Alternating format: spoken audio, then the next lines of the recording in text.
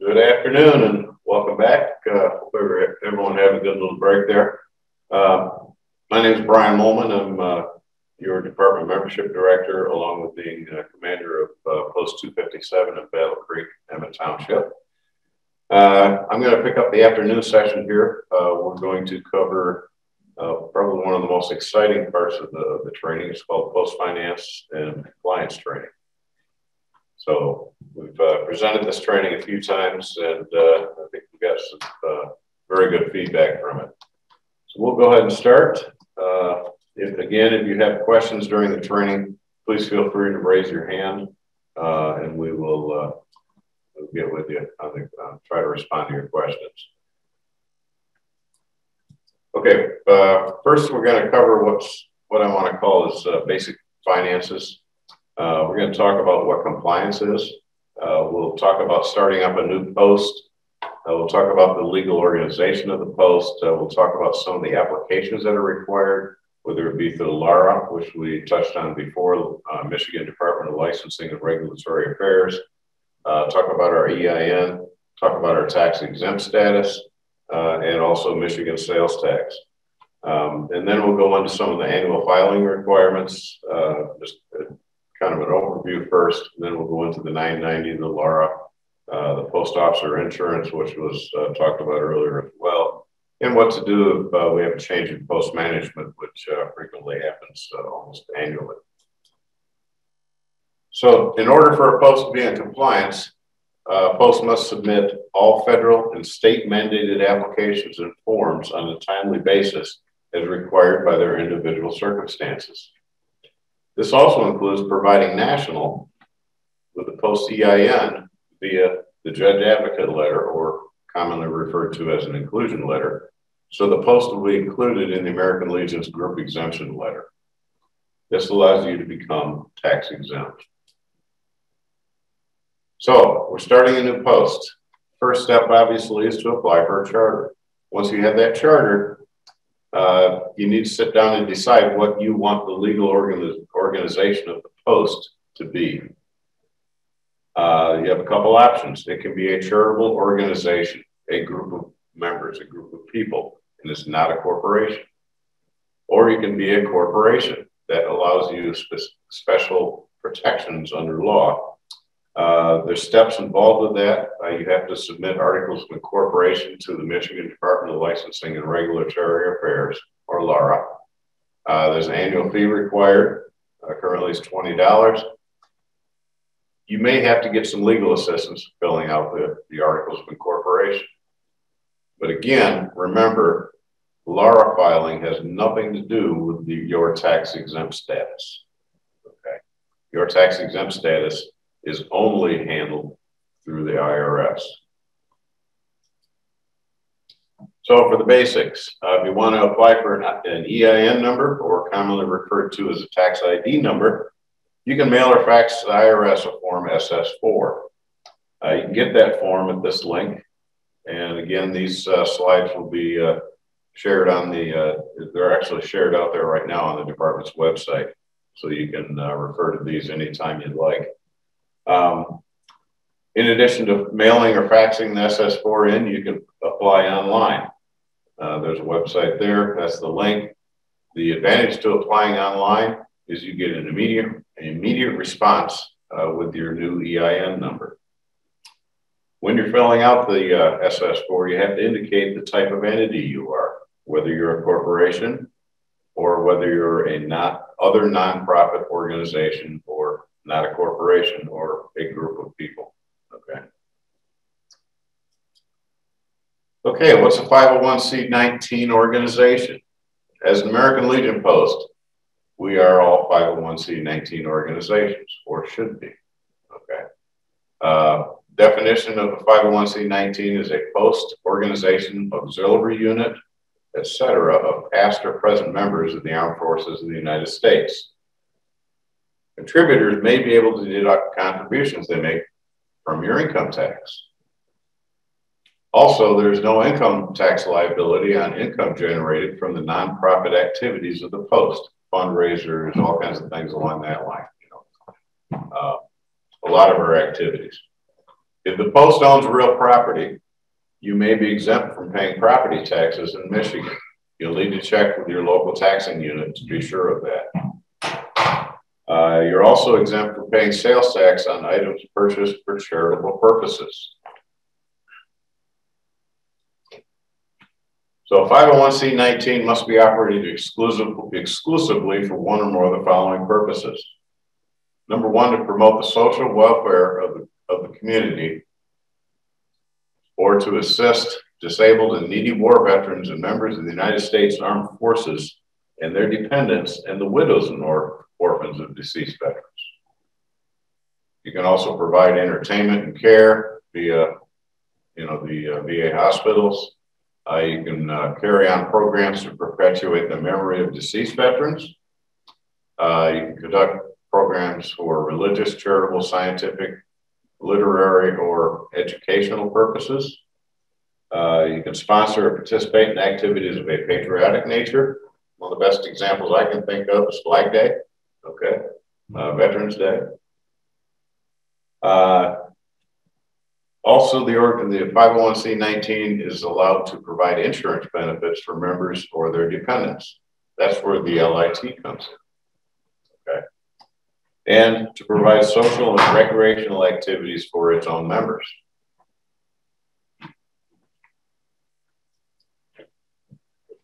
Okay, how do we become tax exempt? There's three ways. There's the easy method. We already touched on that. You would submit the judge advocate's letter or the exemption letter or the exclusion letter to national headquarters to include the post EIN in the group exemption letter. Once included in the group exemption letter, the IRS will classify the post as a 501c19 as a subordinate of nationals tax exempt. There's also the painful method to become tax exempt. You can complete IRS 1024, which is an application for recognition of exemption to become tax exempt. That requires a substantial amount of time and effort and documentation. And the submitter must pay at least a $600 user fee. That's all based on what you expect your gross receipts to be. Okay. There is no cost to the inclusion letter or the judge advocate's letter. It may take multiple attempts and a substantial amount of time to become tax exempt. And it's not guaranteed. You may have to do it multiple times and they may say, no way. Or there's the lazy method. And we do not recommend this method. And the way you do this is you do not follow the easy or painful method. And after a number of years, based on the name of the organization, the IRS just might recognize the post as a 501c organization of their choice. And it may not be a 501c19. The IRS will probably not inform you of this decision. So if your post doesn't know about it, then you probably will not submit your annual filings. And then you go right back, circle right back around and lose your tax exempt status. The only way to get that status back once you've lost it is to follow the painful method to be reinstated. Okay, post is probably going to need a bank account. In order to open a bank account of your charitable organization, you may use the EIN or Social Security number of one of the signers. We recommend do not use a Social Security number as an identifying number for a bank account for the post. If something happens to that member, they pass away, they move away, the post can't get at that bank account. If you use the EIN, you can show changes in leadership and the bank will be able to work around that for you. If you're a corporation, you must use your EIN to open a bank account, and you will usually have to provide the bank with a copy of Articles of Incorporation. Let's talk a little bit about Michigan sales tax. Individuals or businesses who sell tangible personal property, something you can touch, like this mouse, to the final consumer are required to remit 6% sales tax on the price of their taxable retail sales to the state of Michigan. Some good examples are prepared food intended for immediate consumption out of the post kitchen, sales of alcohol beverages out of the post lounge, and sales of merchandise, t-shirts out of the post lounge. Okay. There's some exceptions to having to collect and pay or submit sales tax. If it's a casual sale, in other words, let's say this, the post has an old fridge they want to sell, they don't need it anymore, they sell it, there's no requirement for them to collect sales tax. There is no sales tax on unprepared food items, apples, okay, things like that, milk, whole gallon milk, whatever, whatever the post is selling. Okay, there is a big exception for fundraising events. And basically, if we are a 501c19, which we are, and we're selling items for the purpose of raising funds for the benefit of an active duty service member or a veteran, we're exempt from the sales tax under that act. The exemption under this act is limited to $25,000 in aggregate sales of tangible property for each individual fundraising event. So what's that mean, each individual fundraising event? That doesn't mean a perpetual t-shirt sale that goes on forever. We keep t-shirts in a cupboard and somebody wants to buy one. A fundraising event has a definite start time, start date, and a definite end date. Okay, so the month of October, we're going to sell pumpkins. Okay, we have a start date and an end date. That's an individual fundraiser. So we can sell up to $25,000 of pumpkins, I hope, and not have to pay sales tax. Okay. This also applies to the auxiliaries that are affiliated with your posts. Okay. Okay, Michigan's Public Act 530 of 2018, sale of property not for resale to the following, which is a 501c19, okay, is not subject to Michigan sales tax. The exemptions that are provided in this subsection do not apply to any of the following. Sales of tangible personal property or vehicles used for purpose of raising funds or obtaining resources if the sales price exceeds $25,000 for a 501c19. Okay. We could purchase a vehicle up to $24,999.99 for the purposes of transporting veterans back and forth to appointments, whatever, and not have to pay sales tax in the state of Michigan.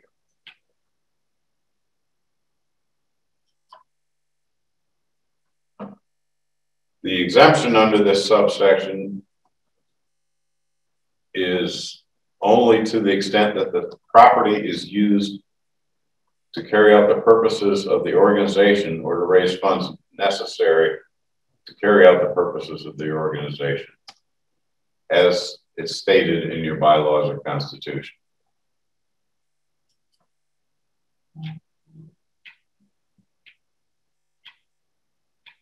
Okay, you see, this section doesn't apply to a 501c19. It's talking about $5,000 exemption or exception from that. Those are for 501c3s and 4s. There's been a lot of talk from folks, why don't we become a 501c3? That way people can always deduct their contributions. Well, then you're limited to having to pay a sales tax on purchases over $5,000. Okay. Okay, Michigan Public Act does not exempt purchases related to the regular business of the post home, the bar, the restaurant. If your post runs some kind of clothing store or whatever, you would still have to collect and pay sales tax. Okay. This only covers the charitable purpose of the organization. We have some annual filing requirements. Number one is IRS Form 990, and we must submit this every year to maintain our tax exempt status. The due date, depending on when your tax year ends for your post, using December 31st as an example, it's the 15th day of the 5th month following the end of the tax year. So if your tax year ends December 31st, your 990 is due on May 15th. There's 3 different versions of the 990. There's the 990N, which is commonly referred to as the e-postcard. There's the 990EZ, and then the full-blown 990. Now, the 990 has everything to do with maintaining the tax-exempt status of your organization. If you mess that up, you can lose your tax-exempt status. And then there's the annual LARA annual reporting requirement. That's for nonprofit corporations only. There's a $20 fee, but the LARA filing has nothing to do with maintaining the tax-exempt status of your organization. We covered the blanket bond and the insurance before, so we'll skip over that slide. What happens if we change post management? What happens if the finance officer changes, the commander, the adjutant? There's a tax exempt customer account services phone number there, business and specialty tax line numbers that you can contact, and they can help you make those changes. You also want to contact Laura. Laura, you can update on your annual filing with those changes. And then the Michigan Department of Treasury, you can either call them in person or log into MTO, which is Michigan Treasury Online, and make those changes. Okay, we're about midway through this. Open it up for any questions at this time.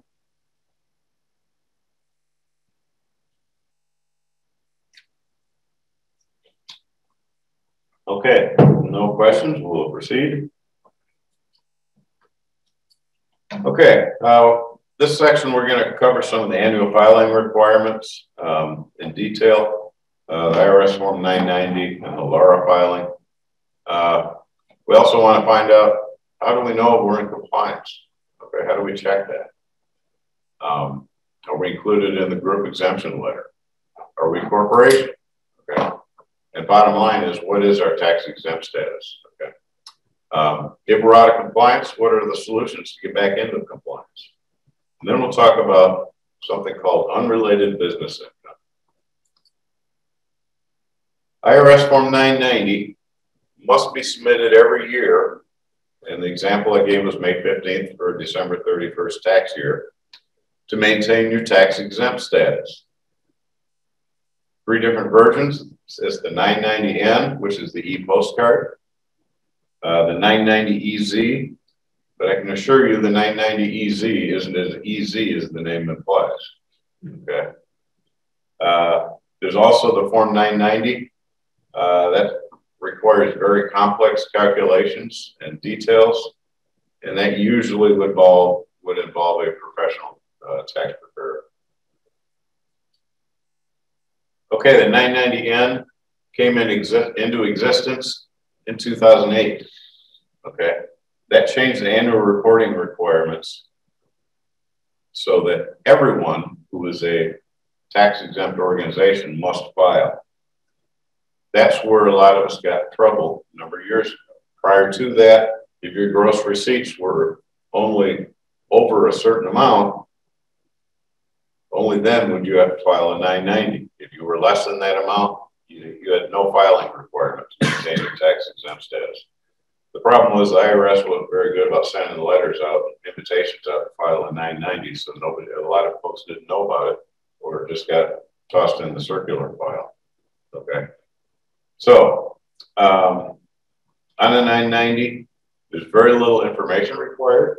It's just basic organizational information: who to contact, the phone number, where you're at, are you still in existence, sign the thing, send it in. One thing I would recommend has never mailed something into the IRS these days of electronic filing, I would recommend electronically filing everything. You get a confirmation receipt. I know of a certain instance where the 990 had been mailed in religiously for the last 10 years. Well, unfortunately, the last 4 years, IRS changed the address that you're supposed to mail it to. They've been kept mailing them to the same place. They never went anywhere. So they lost their tax exempt status. Always read the instructions as well. But like I say, my recommendation, get a electronic confirmation of your submission. Okay.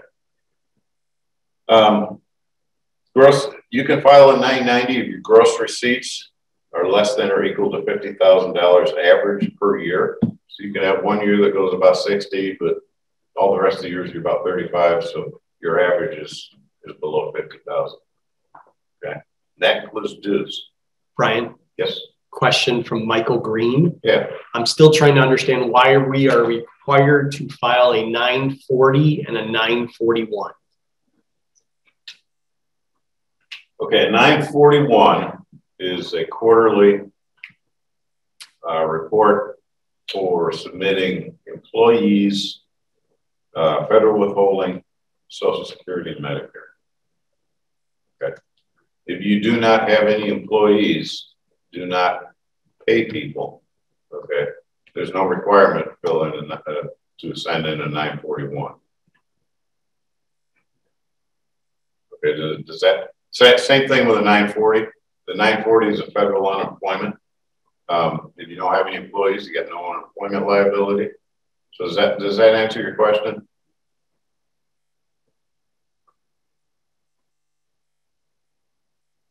Yes. Okay, good. All right, we will proceed. Okay, this is what a 990N looks like. As you can see, there is not much on there. Okay, it's basically where you are you still in existence, and send it in. Okay, Form 990EZ. There's a lot more financial information required than the 990N. You have to use this if your gross receipts are less than $200,000, which includes dues, and total assets are less than $500,000. You may have to get a tax professional involved in helping you fill this out. Okay. Then the full-blown 990. There's a great deal of detailed information required on this. Usually involves the use of a CPA firm or a tax firm to complete it. You must use this 990 if your gross receipts are greater than or equal to $200,000, or your total assets, which would be your building, whatever equipment and other items you may have, exceed $500,000. Okay. And again, that includes dues.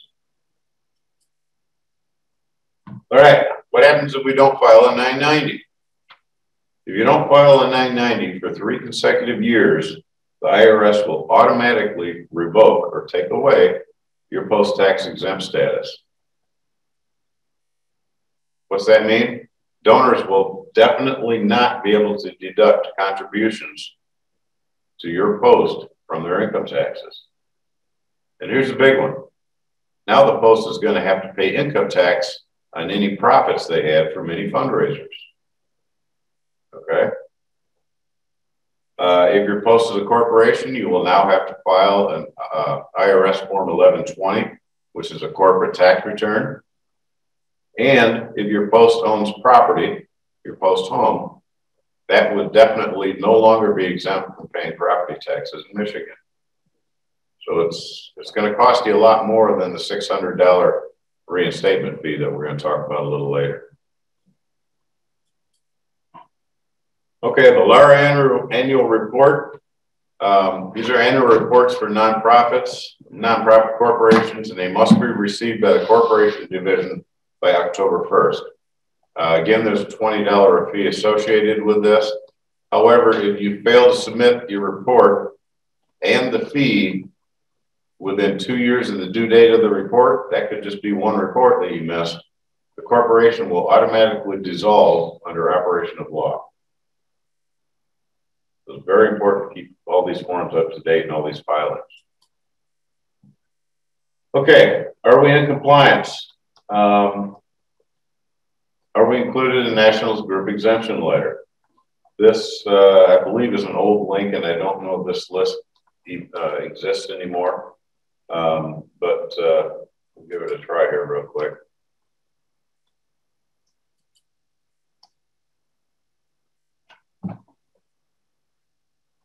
It's not following us up there. Close that.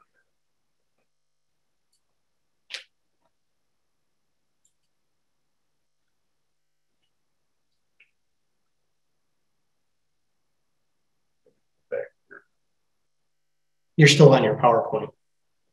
I know, but I can't see it up here. All right, I'm going to do this. I'm going to have to do this. I'll stop share and then I'll get it going.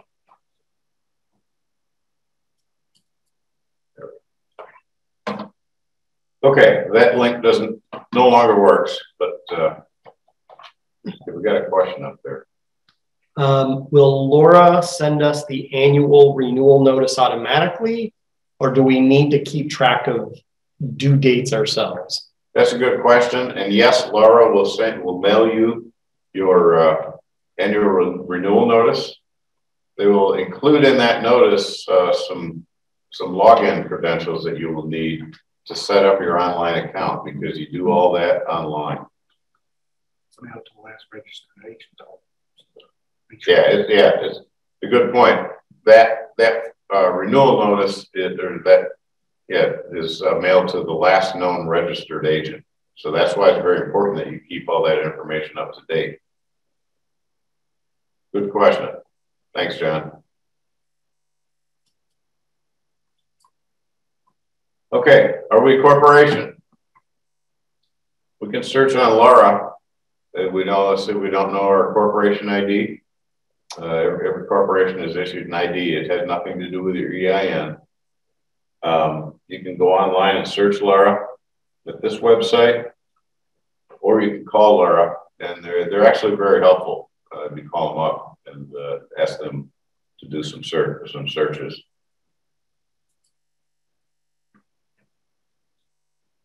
Okay, how do we know what our tax exempt status is? Okay, there's a link here that will bring up a tax exempt organizational search under the check mark. If you click on that, you can type in your EIN, you can type in keywords from the name of your organization, and it will be able to tell you if you're up to date and tax exempt. Okay. There's actually 4 choices of databases to search. And this tells you if you're eligible to receive tax deductible contributions. It does not include a list of subordinate members of a group exemption letter. Okay. It doesn't, it also tells whether your exemption was automatically revoked by the IRS for failure to file your 990. It'll show you if you have filed a 990. And then there's also what's called the business master file or business exempt organization business master file list. That's a huge spreadsheet by state that will list every exempt organization within that state. Sorted by EIN, so you can go through and search for that. But that's the tool that I use the most. That gives you the most information. Okay, let's say we failed to file our 990 for 3 years, and we get a nice letter from the IRS telling us that they revoked our tax exempt status. Now what do we do? Panic. Yeah, panic. Okay. You call Ron and say, what do I do now? Okay. If your post tax exempt status has been revoked, the IRS actually has a procedure in place to apply for reinstatement. It's just a procedure, and I'm not going to tell you it's not painful. Okay. Now the post is on its own with the IRS. Even if you got your tax exempt status via the inclusion letter or judge advocate letter did it the easy way, the right way, you're now on your own.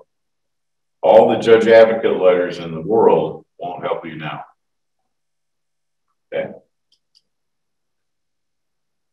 Okay, the only way to get your tax exempt status back is to complete IRS Form 1024, and that's the application for recognition of exemption.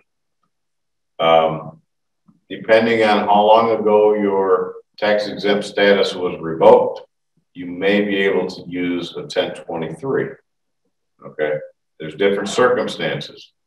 You can get retroactive reinstatements within so many months. That's the easiest. Retroactive reinstatement outside of a certain amount of months, that's a lot harder. And then there's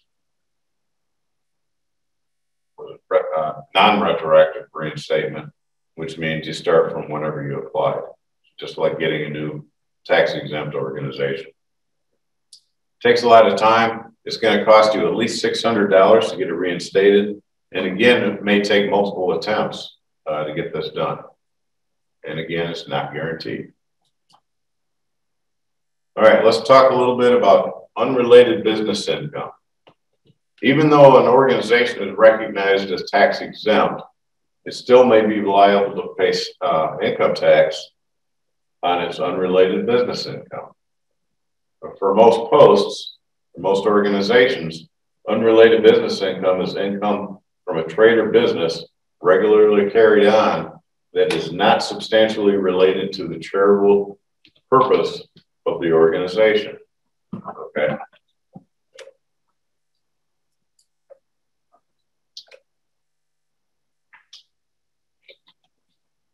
Even though the post may need funds for programs, whatever,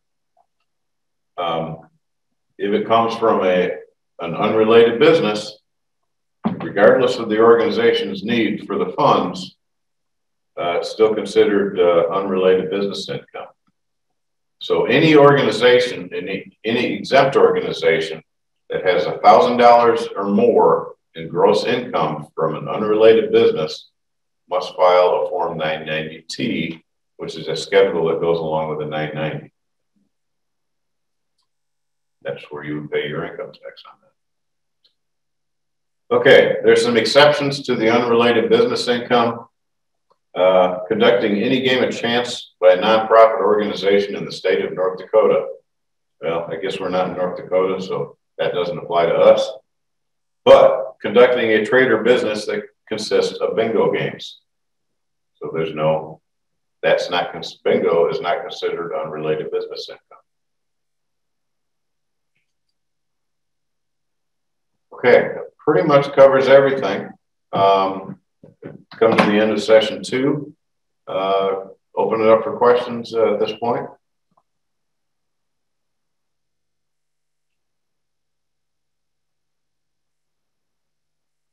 Nope.